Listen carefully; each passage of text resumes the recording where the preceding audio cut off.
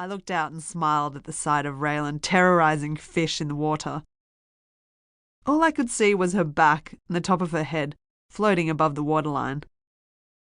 While the kids went spearfishing, the rest of us, Sophia, Warren, and a couple of adult cousins he had driven in his car, walked along the rocks, headed to a section of exposed reef that during low tide jutted into the ocean.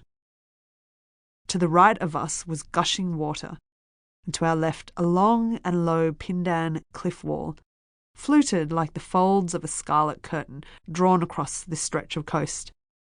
Someone cried out, "Octopus!" Sophia snatched the creature out of a nearby rock pool with her bare hands, a slimy, purplish liquid thing. Its sucker-covered tentacles immediately wrapped around her arm. There was something nightmarish about seeing her hand disappear underneath that serpentine mass of translucent skin. It was like glue you couldn't get off your fingers. And every time Sophia peeled one tentacle off, another had taken its place. After some wrestling, she clutched the octopus by its sucker-free head and threw it onto the rock with great strength. Splat! Like runny egg on a fry pan. The legs still squirmed weakly. She took it by the head and threw it down again. Now it was well and truly dead. We had our bait. I was impressed by her coolness. "Do you like oysters?" asked one of the sister cousins, turning to me after peering at the waterline. "Do I ever?" I said. "Plenty of them oysters here."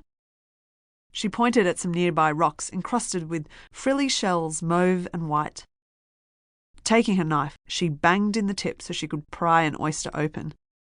Inside was a slug of beige muscle that she passed to me on the snapped-off shell. "It's okay to eat?" I asked tentatively. I'd only ever eaten oysters washed and sitting on a tray from a fish shop, not cemented to rocks, doused in ocean water. "It's good, real fresh." She nodded encouragingly. I popped it into my mouth. It was smaller than commercially sold oysters, but oh, it tasted good. A creamy liquid full of flavour, naturally seasoned by salt, burst in my mouth. With not enough knives to go around, another cousin began smashing oysters with a rock, so I did the same. Part of me could have happily done that all day. Over on the reef platform, Sophia was prepping her line. When I joined her, she cut an arm off the octopus for me, and I threaded it onto my hook. She showed me how to swing my line so that the hook circled in the air like a lasso, and throw it as hard as I could into the ocean. On my first cast, it dropped feebly into the surf, tumbled back, and promptly snagged on the reef. I had to clamber down into the water and unhook it. 5 minutes in, and I was already soaking wet. On my second cast, the hook swung wildly back towards me. Sophia said I should make sure my finger was off the line. "But it is off the line," I said with a sigh. For the next hour, the others proved they could cast their lines twice as far as mine, beyond the whitewash. Every time I thought I had the hang of it, the next cast I'd mess it up. My line would catch on the plastic wheel or under my finger, then swing erratically towards me and my fishing buddies. "Done it," I said, as my hook almost took out one of the sister cousins' eyes.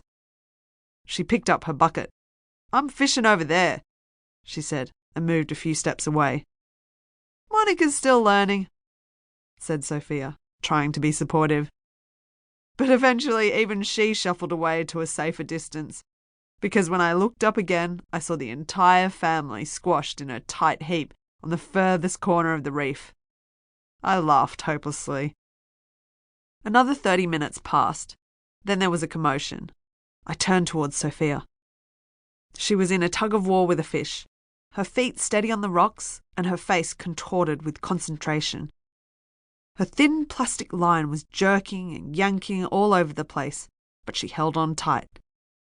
Finally, in one heaving wrench, she pulled the fish free from the almighty hands of the ocean and sent it flying through the air. It landed with a thud on the rocks by her feet.